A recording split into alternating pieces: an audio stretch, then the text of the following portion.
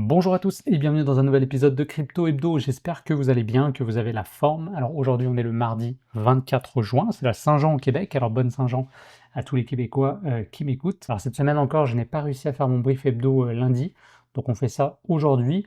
Et en fait, c'est pas plus mal puisque hier, il s'est passé des choses intéressantes sur le marché, donc on va pouvoir l'analyser ensemble aujourd'hui. Je vous annonce aussi tout de suite que je vais faire une pause sur la chaîne pour les prochains mois, donc pendant tout l'été. J'essaierai quand même de faire une vidéo par mois pour analyser la clôture mensuelle. Par contre, je vous avais donné ma parole que j'allais continuer d'analyser les marchés avec vous jusqu'à la fin du bull run. Le bull run n'étant pas fini, donc je vais honorer cette promesse et surtout pour les quelques followers qui me suivent vraiment assidûment semaine après semaine. Donc je pense vraiment à vous, ça me touche que vous soyez présents au rendez-vous chaque semaine. Donc j'ai eu l'idée de redémarrer un petit compte Telegram. Donc j'en avais fait un à l'époque avec Flo. Pour ceux qui suivaient déjà la chaîne, c'était pour le 20x Challenge. Donc je vais créer un autre canal à part où je vais pouvoir partager avec vous et de façon d'ailleurs plus régulière mes analyses du marché, quand je prends des positions, quand je vois des choses intéressantes, qu'il y a des grosses actus qui tombent. Donc je vais mettre le lien en description si vous voulez rejoindre le canal Telegram. L'invitation est lancée. Ça me fera plaisir de vous y retrouver pour voilà, partager régulièrement. J'essaierai d'écrire un ou deux posts par semaine. De temps en temps, je vous ferai des audios aussi. Pour moi, ça peut être plus pratique. Je vous partagerai aussi quelques charts. Donc voilà, ça va être un peu un format finalement réduit et continu de ce que je partage habituellement sur la chaîne YouTube, semaine après semaine. Voilà, donc l'invitation est lancée. Sans plus tarder, on regarde les graphiques en commençant par Bitcoin contre le dollar américain en weekly. Et vous le voyez déjà ici, on a un très beau rebond de Bitcoin, donc on est à 106 000 $ au moment où je vous parle. Donc là on est juste mardi, donc on voit qu'en un jour et demi à peine, on a rattrapé toute la baisse qu'on a fait la semaine dernière. Par contre, ça a été quand même une baisse assez importante, hein. On a eu 7% de baisse à un moment donné, on est repassé brièvement sous les 100 000 $. Là c'était vraiment un mouvement de panique, on a eu beaucoup de liquidations. Donc c'était suite au bombardement qu'il y a eu en Iran. Vous savez sûrement que les États-Unis sont rentrés dans le conflit. Il y a eu pas mal de tweets de la part de Trump et ça a fait forcément vaciller les marchés. Alors la baisse a été quand même assez succincte et suite à ça, donc on a eu un très beau rebond hier. Vous le voyez, on est repassé au-dessus de la moyenne mobile 50 journalière qui continue de faire un beau travail, hein. Donc on était venu rebondir dessus une première fois le 5 juin, on était revenu ensuite presque à la TH à 110 000 $. Là, on a clôturé 2 jours en dessous, on a méché sous les 100 000 et ça y est, on est déjà de retour à 106 000 $. Donc c'est vraiment intéressant. Je trouve que, vu que c'est quand même une situation géopolitique très instable, avec énormément d'incertitudes et de craintes, voir un Bitcoin qui arrive à se maintenir au-dessus des 100 000 $, déjà en partant, je trouve que c'est extrêmement positif. On a également un VIX, on le voit ici, qui est resté assez bas. Donc là encore, c'est intéressant. Ça veut dire que, je vous rappelle, le VIX, c'est l'indice de la peur. Pour l'instant, la peur est quand même assez contenue sur les marchés, même si sur le grid index, on ira voir tout à l'heure sur CoinMarketCap, on est repassé en peur rapidement là, sur le marché des crypto-monnaies. Mais sur le marché action, on peut regarder rapidement. SP500, on est quasiment de retour, là on est en weekly, hein. On est de retour à la TH quasiment. Nasdaq, même chose, donc ça c'était la chute, vous vous rappelez, suite au tarif. Donc voilà, là clairement c'est un V-bottom, on a eu la même chose qu'en mars 2020 avec le début là, de la pandémie. On voit que le dip a été racheté et qu'on est prêt à continuer. Au niveau de l'or, eh bien, on continue de consolider juste au-dessus du canal haussier. Donc ça par contre, ça veut dire que l'incertitude reste quand même présente, les investisseurs continuent de se positionner sur l'or et de toute façon, vous savez comment ça marche, hein, c'est une question de momentum. Quand vous avez un actif qui surperforme, eh bien, il y a un effet un peu de courant qui fait que cet actif va continuer de performer parce que on va en parler, on va voir la performance, ça va attirer des nouveaux investisseurs qui vont aussi vouloir rentrer dessus. Donc ça fait un genre de FOMO et ça peut entraîner des accélérations au niveau du prix. Donc je vous l'ai dit, pour moi, cette consolidation là au-dessus du canal, je pense qu'on peut passer en hyperclimax run. Là, ça fait déjà plusieurs semaines que je vous en parle. Donc ça devrait arriver à mon avis. Si c'est pas cet été, ça sera à la rentrée. Donc à surveiller ici au niveau de l'or. Au niveau des actions qui touchent à la crypto-monnaie, c'est pareil. On a eu des choses très intéressantes, Coinbase, MicroStrategy, vous savez qu'il y a aussi Circle qui est rentré en bourse. Je crois qu'il a fait un x5 en 11 jours. Il faudra que j'ajoute la charte ici pour vous la montrer. Mais voilà, c'est vraiment impressionnant. Pour l'instant, les altcoins sont vraiment en retrait en termes de performance. C'est surtout Bitcoin, l'or et quelques actions qui mènent la danse. Mais je pense que à un moment donné, on va avoir notre alt season. Je continue d'y croire. Alors, on va regarder d'ailleurs deux choses à ce propos-là. La première, c'est la dominance Bitcoin, parce qu'il s'est passé quelque chose d'important. Je vous avais dit ici qu'on avait un signal de retournement. Donc ensuite, on avait tracé deux petites lignes, et je vous avais dit, à moins qu'on clôture au-dessus, pour moi, on a eu un retournement, et on devrait rentrer en alt season. Alors voilà, comme quoi, hein, on ne sait jamais ce qui va arriver, et même un beau signal de retournement comme ça, eh bien, peut être invalidé, et c'est le cas. La semaine dernière, on l'a invalidé. Donc pour moi, ceci n'est plus valable. Donc pour l'instant, j'enlève ces lignes-là, et on regarde du coup pour le prochain target, et à mon avis, ce sera les 70%. Donc ce que ça veut dire concrètement, c'est que la season va être encore repoussée. Alors je vous l'ai dit, je pense qu'il y aura quand même une all season à un moment donné. Ça, je suis pas prêt à croire qu'il n'y en aura plus jamais, tout simplement parce que c'est des choses qui se répètent dans tous les cycles. À un moment donné, voilà, il y aura toujours des investisseurs qui vont vouloir faire de la performance. Il va y avoir des gains qui vont être pris sur Bitcoin, et forcément, il y aura un effet de ruissellement sur Ethereum. Ça a déjà commencé d'ailleurs sur Ethereum, on en a parlé, et sur les grosses altcoins. Pour l'instant, c'est celle qui surperforme de loin toutes les low cap, mais éventuellement, on aura même un ruissellement jusqu'au low cap, et donc ça sera à ce moment-là qu'on aura un beau retournement ici sur la dominance Bitcoin. Autre niveau à surveiller, mais ça sera, on en reparlera, ça sera beaucoup plus tard, quand on aura la season qui va s'enclencher, ce sera les 45%. Je les ai marqués ici, je me suis même mis une petite alerte à 46% là pour pas le manquer. À ce moment-là, généralement, eh bien, c'est quand la dominance du Bitcoin est redescendue à ces niveaux, généralement, c'est qu'on arrive vers la fin de la alt season. C'est ce qui a très bien fonctionné lors des deux derniers cycles. Donc pour l'instant, je pense que l'histoire va se répéter. On le voit, hein, c'est pas du copier-coller. Il y a des différences. Chaque cycle va avoir un petit peu des particularités, mais il y a des choses qu'on va retrouver. Et personnellement, je suis convaincu qu'on aura une alt season. Après, encore une fois, je l'ai déjà dit, mais je pense que ça vaut la peine de le répéter, ce ne sera pas la alt season qu'on a eu en 2021. S'il y en a qui l'attendent, bon, c'est possible qu'on ait quelque chose de très intéressant, mais il faut bien comprendre que les conditions monétaires ne sont pas du tout les mêmes en ce moment. On est dans un climat qui est très différent. Voilà, malgré tout, je pense que cet effet de ruissellement va nous amener de belles performances sur les narratives crypto-monnaies qui ont bien fonctionné sur ce cycle.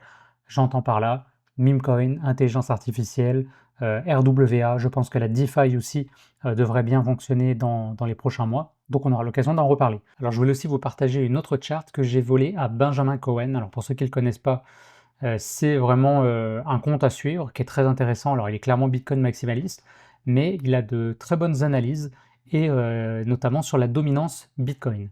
Alors ce graphique-là, je l'ai mis ici, donc vous pouvez le faire si vous êtes sur la première version premium de TradingView. Donc ça permet de voir ce graphique en weekly et en journalier. Par contre, je ne peux pas descendre dans les unités de temps inférieures. Vous le voyez ici, j'ai un message. Il faudrait que je passe au compte premium suivant. Pour l'instant, je suis en essentiel. Mais c'est pas si grave, parce que déjà en journalier et en weekly, ça permet de suivre un petit peu ce qui se passe. Alors, comment ça fonctionne? En gros, on prend le total 3. Donc je vous rappelle que le total 3, c'est le total du market cap de toutes les crypto-monnaies, moins Bitcoin et moins l'Ethereum. En fait, vous le voyez ici. Ça, c'était des choses qu'on regardait déjà. Donc total market cap, là, c'est tout. Là, le 2, vous enlevez Bitcoin. Donc il y a Ethereum en deuxième plus grosse capitalisation, et après le reste des altcoins. Et puis le total market cap 3, on le voit ici, excluant Bitcoin et Ethereum. Et d'ailleurs, en passant, regardez quand même ce graphique. De plus en plus, en tout cas, je trouve qu'il est intéressant. On commence vraiment à voir cette tasse séance qui est en train de se former. Et je pense que quand on va casser, bah, c'est là qu'on aura notre alt season, et qu'on pourra aller chercher des niveaux de valorisation beaucoup plus importants, avec un target, mais je vous en reparlerai en temps et en lieu, que j'avais déjà tracé il y a un petit moment. Là, on voit le canal aussi. On a quand même pas mal de marge de manœuvre sur les altcoins, hein. Clairement, on est tout en bas en ce moment. Donc il y aura peut-être voilà, des choses intéressantes à faire. Alors je reviens sur ce graphique.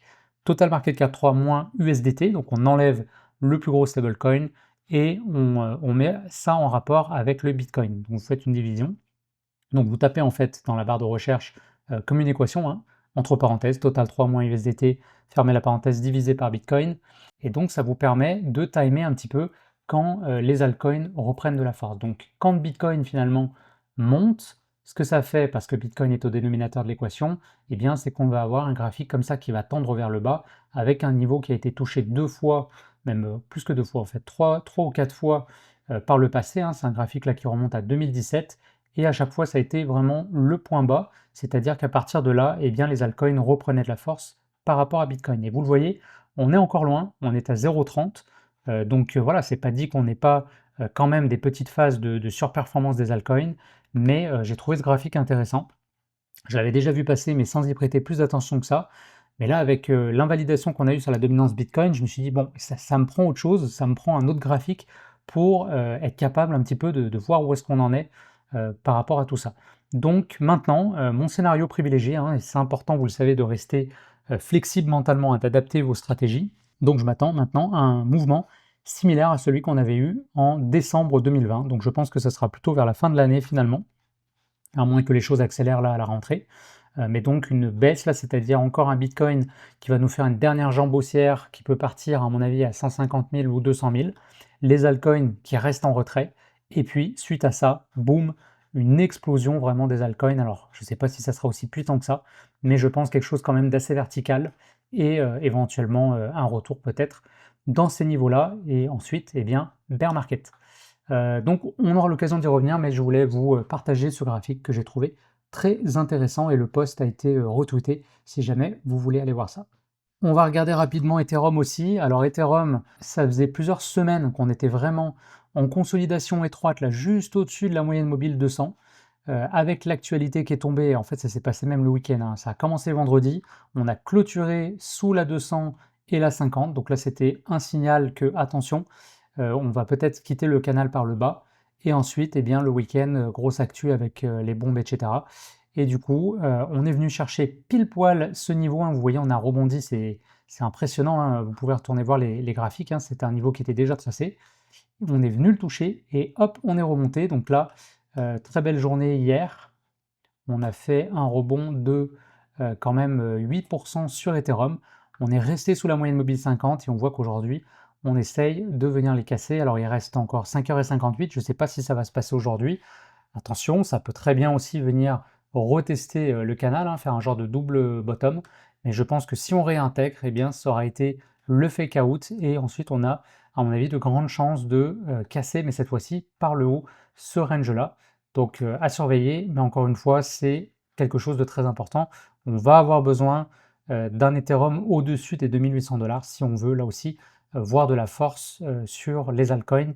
Donc ça va vraiment aller dans le sens d'une alt season qui se met tranquillement en place. Solana, bah, ça a été un petit peu la même chose, donc là-dessus, j'ai pas besoin de vous en dire beaucoup plus. On est à 145 $ actuellement. Et puis, pas mal de choses qui se passent en ce moment sur les altcoins. Alors, je vais vous partager 2 setups que j'ai trouvé très intéressants. Alors, WIF, vous le savez, j'avais déjà pris des positions dessus. Bon, il a bien corrigé, hein, comme tout le reste, mais regardez-moi ça, c'est vraiment magnifique. On est venu toucher pile poil cette ancienne résistance, hein, qui est donc maintenant, c'est validé, est devenue un support. Donc on a retracé presque tout ce mouvement-là.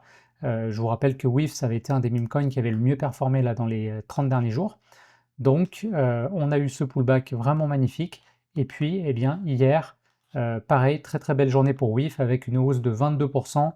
On est venu reclôturer au-dessus de ce niveau-là. Donc pour moi, là, on a vraiment un signal pareil de retournement, un point bas qui est marqué.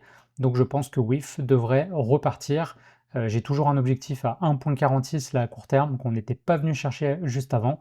On n'a toujours pas non plus clôturé au-dessus de la moyenne mobile 200, ici très brièvement, mais ensuite on avait retracé. Ça reste un meme coin qui est très connu par les gens qui s'intéressent à la crypto, hein. C'est un meme coin qui est en place là sur Binance, qui avait été listé, on était en mars 2024. On a eu plusieurs pump and dump, donc ça c'est important aussi, c'est-à-dire de voir un meme coin qui est capable de se relever de baisse importante, hein, on parle quand même à chaque fois, d'une baisse de voilà 70-80. On était revenu, ça c'était en novembre 2024, retouché, alors on n'avait pas fait un nouvel ATH comme, PP, mais on était venu retoucher quand même ce niveau et ensuite, ça a été vraiment une baisse, très, très importante. Là, on a eu une baisse de plus que 90. Donc voilà, tout le monde pensait que le coin était mort et là, il est en train vraiment de faire son comeback. Il faut savoir aussi que c'est un projet qui est listé sur tous les exchanges, Binance, Coinbase, Robinhood. Donc, quand on sera dans la dernière phase du cycle et que les retails vont arriver, eh bien, ce sera facile de l'acheter. Et ça, c'est vraiment à prendre en compte. Même chose que PP, sauf que finalement, le fait qu'il soit moins capitalisé, le fait qu'il y avait aussi beaucoup de gens qui le vendaient, eh bien, il peut y avoir un phénomène de short squeeze. Ça veut dire que si le prix remonte et qu'il y a encore, et c'est le cas, des investisseurs ou des traders qui sont plutôt à la vente sur le token, eh bien, à un moment donné, ils vont être obligés de racheter leur position et ça pourrait précipiter le prix vers le haut. Donc voilà, surveiller. Et on a SEI également qui est en train de faire des choses plutôt intéressantes. Donc je vous partage ici ce graphique. On a un momentum qui est très intéressant depuis plusieurs jours. Alors ça, on est sur une blockchain de layer 1. Je vais vous retrouver l'info pourquoi ça a pumpé. Voilà, donc j'ai retrouvé l'info. AXBT, vous savez, ça peut être intéressant à suivre. Donc c'est un agent IA qui partage les actualités sur les projets. Et donc ce qu'il explique, c'est que Circle, hein, vous savez, j'en ai parlé tout à l'heure, c'est la compagnie qui est derrière USDC, qui est rentrée en bourse et qui a fait une performance complètement dingue depuis qu'elle est listée au Nasdaq. Eh bien, son plus gros bag, c'est du SEI, donc ça a été révélé. Et en plus, Wyoming a donné une note de 30 sur 30, donc la note maximum, comparée à Ethereum par exemple, qui est à 26. Donc ça a été un déclencheur. Et si maintenant on regarde le graphique, eh bien vous noterez que la semaine dernière, déjà, il s'était passé quelque chose d'intéressant puisque à peu près tous les projets étaient en rouge, hein. Je vous montre voilà, Ethereum, Solana et la plupart des projets, on avait une semaine qui était négative. Et Sei, lui, avait fini quand même en hausse, avec un pic de volume complètement dingue, avec une hausse de 13% quand même. Et bah, là, les choses commencent à s'accélérer. Ça a commencé hier, bah, comme le reste. Regardez les volumes qui sont vraiment croissants. Là, on a eu une hausse de 22% hier. Et là, aujourd'hui, on est à 14% et on est en train de repasser au-dessus de la moyenne mobile 200. Donc voilà, je pense que, d'ailleurs, si on regarde le graphique en weekly, hein, c'est vraiment très beau, très carré. On a eu ici, je remets le RSI, donc on voit cette montée comme ça, les volumes qui augmentent. On a un beau W ici, on est en train de casser là la neckline, donc vraiment ce niveau-là. Pour moi, on pourrait avoir une accélération du prix et revenir, à mon avis, à 0,46 assez rapidement. Et puis, pourquoi pas, voir un seuil de retour en ATH dans les prochaines semaines.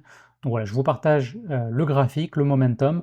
Encore une fois, je rappelle que cette chaîne, c'est pas des signaux là que je vous partage. Je ne donne pas de conseils en investissement. J'ai pas le droit de le faire et j'ai pas envie de le faire. C'est voilà, simplement des graphiques que je vous partage. Je vous transmets un petit peu mes analyses, ma façon de voir le marché. Et puis voilà, en fonction, bah, vous pouvez, ça peut être un point de départ pour vos propres recherches. Donc c'est vraiment comme ça qu'il faut le voir. Allez, au niveau actu très rapidement, eh bien, vous avez sûrement vu passer ça. Donc on a eu Donald Trump, c'était dimanche, hein, si je ne dis pas de bêtises, voilà, qui a expliqué sur Twitter que les États-Unis avaient lancé des bombes sur 3 sites nucléaires en Iran. Et il finit en disant, bah, maintenant c'est le temps pour la paix. Donc forcément, les marchés n'ont pas trop aimé ça. Et donc le lendemain, on a eu un autre message qui disait qu'il y avait un cessez-le-feu entre l'Iran et Israël. Donc les marchés ont bien apprécié ça. Et c'est le pump qu'on a vu tout à l'heure sur les graphiques qui ont eu lieu lundi. Et puis, autre actu que j'ai vu passer intéressante, vous savez qu'il y a Trump qui met la pression à Powell pour baisser les taux d'intérêt déjà depuis plusieurs mois. À chaque fois, il l'insulte publiquement. À un moment donné, il était même question peut-être de le renvoyer. Alors finalement, il était revenu un petit peu là-dessus.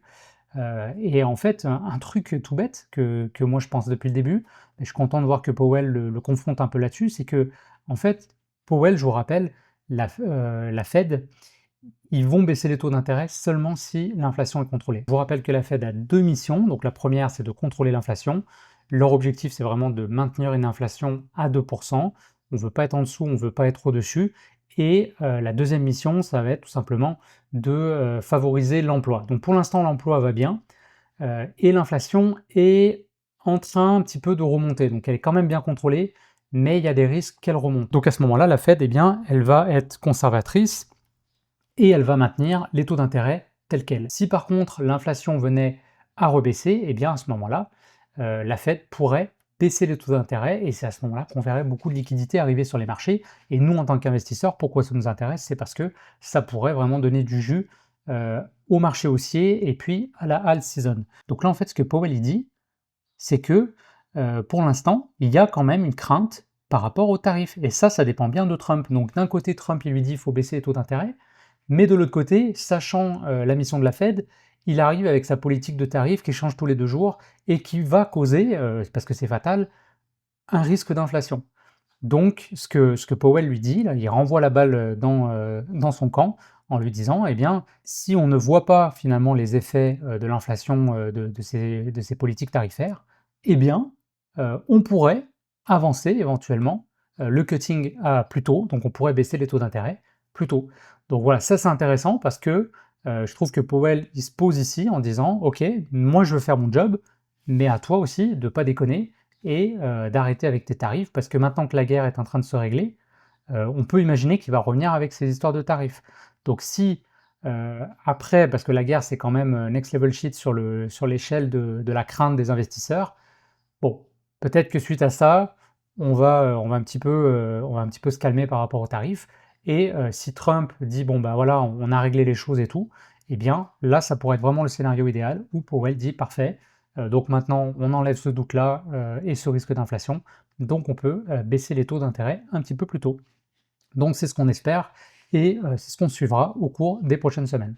On va terminer cette vidéo sur CoinMarketCap. Donc pour regarder au niveau du Fear and Greed Index, on est retourné en zone neutre à 47, mais il y a quelques jours, on était passé en Fear. Alors je ne sais pas si je peux le voir ici. Oui, donc on le voit ici. Alors en fait, c'est caché par mon petit personnage là, mais on a fait une toute petite pointe en dessous de 40. Vous le voyez là juste au-dessus de ma tête. Donc sinon, au niveau des top performers, eh bien, le gagnant de la semaine, là sur 7 jours, c'est Sei. C'est pour ça que je vous en ai parlé tout à l'heure, avec quand même 68% en 7 jours et 31% là sur la journée. Alors c'est pas, il prend pas les mêmes heures que TradingView, c'est pour ça que vous avez un pourcentage plus élevé. Mais quoi qu'il en soit, c'est vraiment le gagnant. Et au niveau des alt season, eh bien, on voit qu'on est toujours plutôt sur une phase Bitcoin. On est Bitcoin Season 1 à 19, donc il y a clairement de la place au niveau des alts, on le voit, il y a très très peu d'altcoins qui ont surperformé. Au-dessus de Bitcoin, vous avez quand même Ethereum, et ça c'est plutôt positif, alors c'est assez proche quand même. En fait, ils sont même à égalité. Vous avez Fetch AI, donc ça c'est de l'IA, vous avez Pendle, ça c'est du RWA, on a Tao aussi en IA, Sei se retrouve ici, Monero, AV pour la DeFi, WIF pour les meme coins, avec SPX aussi, celui de Mourad, et Virtual, et Hype aussi, c'est vrai que j'en ai pas parlé, mais Hype est de retour sur ses ATH. Donc là aussi, un projet à suivre qui, je pense, devrait bien performer là jusqu'à la fin du cycle. Éventuellement, dites-le moi en commentaire si vous voulez que je vous fasse une petite analyse de Hype dans les prochaines semaines. Voilà, ça fait le tour pour aujourd'hui. Donc, comme je vous disais en début de vidéo, je vais faire une pause là sur la chaîne pour les prochains mois. Donc, pour vous donner un petit peu plus d'informations par rapport à ça, puis je vous raconte un petit peu ma vie. Mais là, j'ai repris des études en fait pour devenir conseiller en sécurité financière. Donc, j'ai finalement décidé de franchir le pas et de me réorienter professionnellement dans le milieu de la finance. Vous savez que bah voilà, je suis un passionné d'investissement, de trading. Et donc, bah, ça fait plusieurs années que j'y pensais. Et là, j'ai décidé de passer à l'action. Par contre, du coup, ça me prend pas mal de temps dans ma semaine pour réviser et préparer mon concours avec l'autorité des marchés financiers. Et j'ai aussi repris un emploi à temps partiel. Donc, ma semaine passe vite. En plus, c'est l'été. Et pour être bien honnête avec vous, dans les dernières vidéos, je vois que je fais pas beaucoup de vues non plus. Bon, je l'ai jamais fait pour les vues, mais c'est vrai que de voir que je fais seulement 30 à 40 vues par vidéo, sachant le temps que ça me prend et qu'en ce moment, bah, le temps est compté, je préfère passer sur une formule Telegram, au moins pour l'instant. De toute manière, j'avais prévu d'en créer un éventuellement, parce que je trouve que c'est un beau moyen de communiquer. Je pourrais être beaucoup plus réactif sur mes infos, peut-être vous repartager des trades que je prends en live, peut-être faire des audios, etc. Donc voilà, si vous êtes intéressé, encore une fois, le lien est en description. Donc vous pouvez rejoindre le canal. Pour l'instant, c'est un lien privé. Je vous dis tout de suite aussi, on est sur la première version 1.0. Le nom peut changer, tout peut changer, mais pour l'instant, le canal a été créé. Vous pouvez le rejoindre. Et puis, je commencerai à publier. J'essaierai sur la chaîne YouTube quand même de faire une vidéo par mois pour parler au moins de la clôture mensuelle, à moins que vraiment on reste sur un gros range là tout l'été, ça sera pas très intéressant. À ce moment-là, je ferai pas de vidéo. Mais si on a des trucs importants qui se passent, genre une all season qui démarre, à ce moment-là, j'essaierai quand même de faire une vidéo YouTube pour ceux qui ne souhaitent pas rejoindre le canal Telegram. Et puis, je veux terminer aussi en remerciant justement les quelques personnes qui semaine après semaine sont là, écoutent mes vidéos, mettent des likes, mettent des commentaires. Donc je pense par exemple à Sophie, je pense à JP, à Dominique, à Bruno, voilà, donc il y a d'autres personnes comme ça aussi qui chaque semaine prennent le temps de regarder ce que je fais, de mettre un like, de laisser un commentaire, donc ça fait vraiment plaisir. Donc c'est vraiment pour vous que j'ai voulu créer ce compte Telegram, parce que voilà, vous m'avez fait confiance, donc je veux honorer cette confiance en étant avec vous jusqu'à la fin du cycle. Et puis après, comme je vous l'ai déjà dit plusieurs fois, cette chaîne YouTube va prendre une ouverture beaucoup plus large sur les marchés. Je parlerai toujours de crypto parce que voilà, c'est une passion, mais je parlerai également des marchés traditionnels, financiers, peut-être de stratégie d'investissement, d'optimisation de patrimoine, des choses comme ça. Et puis j'essaierai de reprendre aussi peut-être des épisodes, un peu plus de podcasts comme j'avais déjà fait avec mes frères. Voilà, donc plein de choses qui s'en viennent. Je vous remercie encore pour votre attention. Je vous souhaite à tous une excellente semaine et un très bon été. Profitez-en, comme on dit, pour toucher de l'herbe, décrocher un petit peu des graphiques. S'il se passe des choses importantes, je vous laisserai une notification sur Telegram. Et puis, j'ai très hâte de vous retrouver dans une prochaine vidéo. Salut tout le monde!